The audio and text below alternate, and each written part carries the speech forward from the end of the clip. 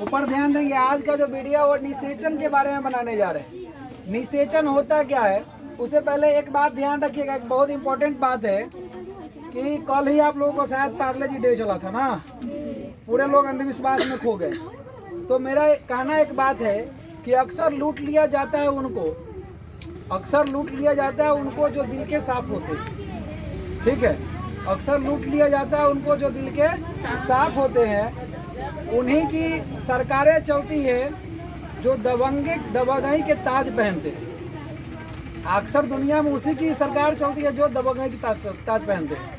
बात समझ में आ रहा है? तो जनता यहाँ की क्या है, भोली भाली। सरकार भी उसी को लूटती है, व्यापारी भी उसी को लूटती है। तो आप लोग अंधविश्वास में ना पड़े। ठीक है, तो आइए आज आपका चैप्टर जो है वो क्या है, निषेचन। निषेचन के बारे में जानते हैं। निषेचन क्या होता है बताया था इससे पूर्व। जब क्या होता है, शुक्राणु और अंडाणु आपस में जब संलयन होते हैं तो निषेचन की क्रिया होती है। कभी की क्रिया होती है? तो वह निषेचन जो होता है और उससे क्या होता है, जीव का निर्माण संभव होता है।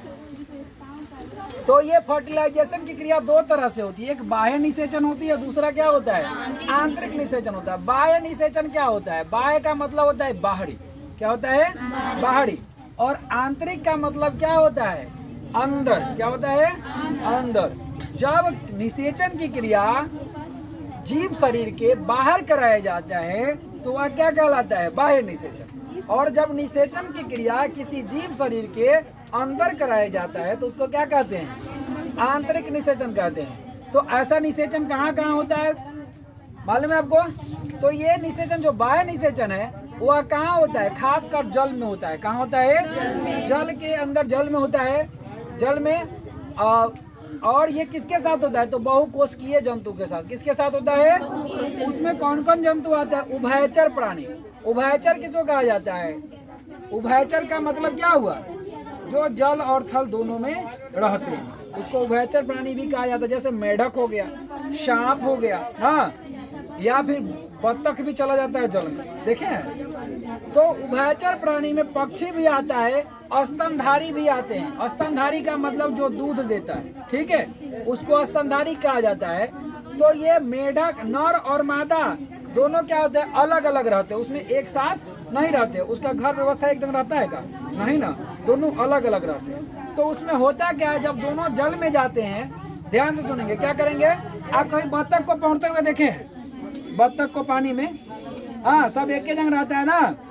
और उसी में क्या करता है, फर्टिलाइजेशन की क्रिया करती है।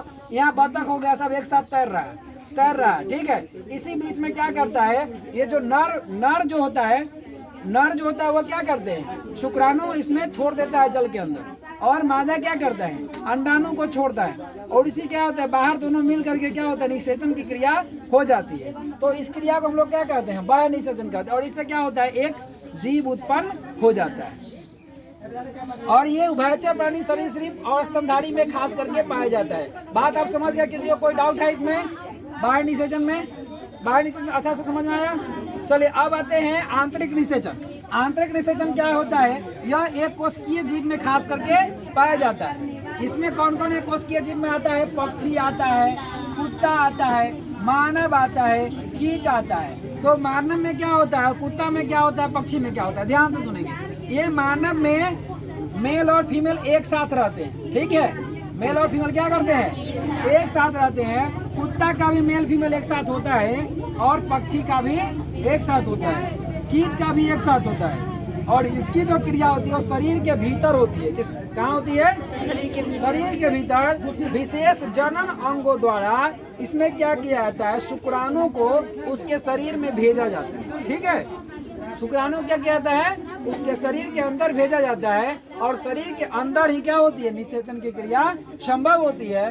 तो शरीर के अंदर जब क्रिया होती है तो इस क्रिया को क्या कहते हैं, आंतरिक निषेचन। बात आई समझ में? अच्छा से, किसी को डाउट नहीं ना है? Thank you.